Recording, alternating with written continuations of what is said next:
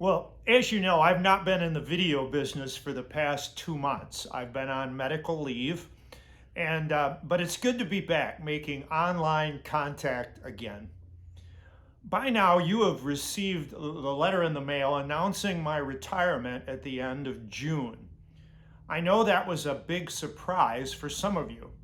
And so today I want to fill in some of the details that I couldn't put in a letter. As you know, back in November, I began to experience jaw pain and ringing in my ears. Um, I now take 5 meds in the morning, and one med gave me insomnia.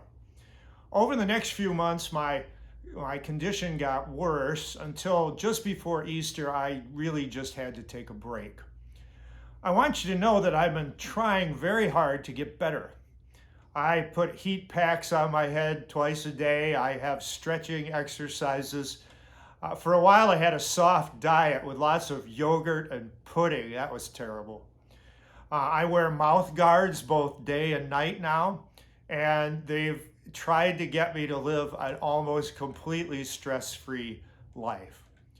I've seen 2 ENTs and 2 physical therapists, a neurologist and a TMJ specialist dentist. And for all of that, I'm about 20% better. But as my physical therapist has told me, Jeff, you took 5 months to get into this condition. You can't expect a fast recovery. My condition makes it really hard to concentrate and do a good job. I can talk okay, but it's hard to look at a computer screen and concentrate and focus hardly at all. Now, in addition to my health problems, a few weeks ago, we put my mom in a nursing home in Chautauqua County, about 2.5 hours away. Soon after she was admitted, she fell and she broke her hip. I realized at that point that I needed to be more available to help her and to help my 92-year-old father who's living alone at home. So after weighing all of those concerns, I have decided to retire effective June 30th of this year. Now, I want to assure you this wasn't an easy decision for Beth and I. I mean, I love this church. And this has been my dream church. It really has. Our church is warm and friendly. It's full of great people. It's full of people who love Jesus.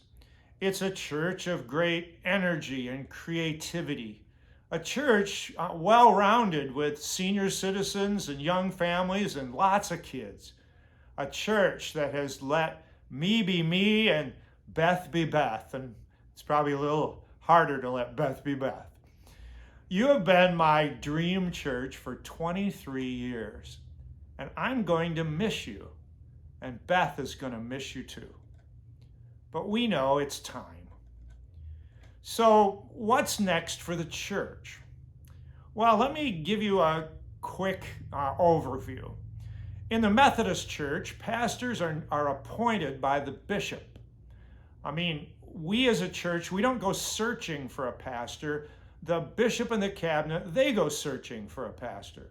And when they find the one that they feel confident will lead us well, they assign that pastor to us while in conversation with the SPRT committee. Our SPRT chair is Hannah Warden, and she's available to answer any questions and kind of keep you up to speed. Her team, the SPRT, is going to be busy in the next few weeks. The SPRT is going to be meeting soon with our district superintendent to begin the process for finding my replacement and to have that replacement be appointed. We may get someone permanent in July, right after I leave, and also we may get an interim in July. We're not sure which thing will happen. You will be kept informed along the way. I've been assured by our bishop that our church is a high priority church in our conference, and that he has guaranteed me that he's going to find the right person who's capable to lead this church. It might take a while, but that's his commitment and that's his priority.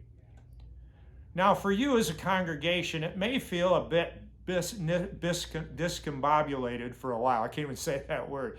May seem a little off for a while. But I want to assure you that stability and vitality and mission are going to come again. And the next chapter of our church's story will soon begin to get written.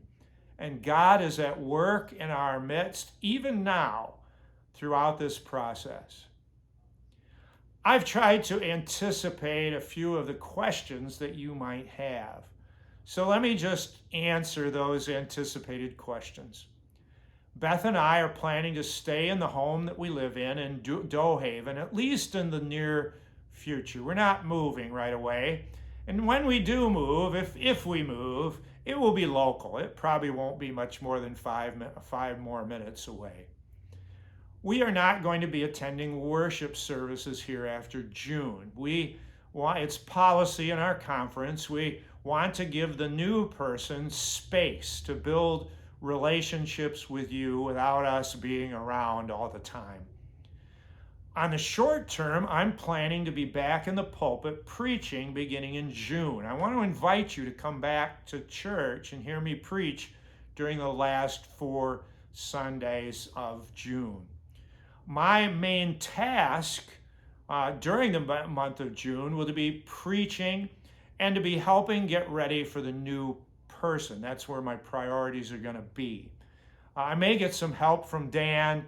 We haven't worked out all the details yet, but my main goal is to preach and do well on Sunday and get ready for the new person. I have 3 weddings on my calendar after June, and I will enjoy officiating at those weddings. I want to thank this morning the SPRT for allowing me to have a medical leave. That's made all the difference in the world.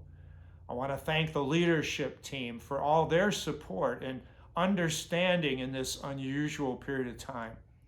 I want to thank you and the congregation for all your cards, your gifts, your prayers. It's meant a lot to us. And I want to thank the staff who have been working so hard all during COVID and then extra during my medical leave. You need to thank our staff as well. They have done an awesome job. I'm not going to be back in the office till June, so for another 10 days or so, I'm still out. But from this point on, from right now, I'm available to chat or to answer your questions, so don't be afraid to call me or text me or email me or get in touch with me. I would love to touch base with as many people as possible. And if you have some concerns or you have just some questions, what's happening next and what's going to go on, I'll be happy to answer any of those questions. Just call me or text me or email me during the next 10 days. I want to ask all of you to pray for me and pray for Beth. This is going to be a big adjustment. And I know some of you are grieving, and we will grieve too. I want you to know that I've absolutely loved being your pastor. This has been a highlight of my career, and I'm going to love being your pastor for 6 more weeks.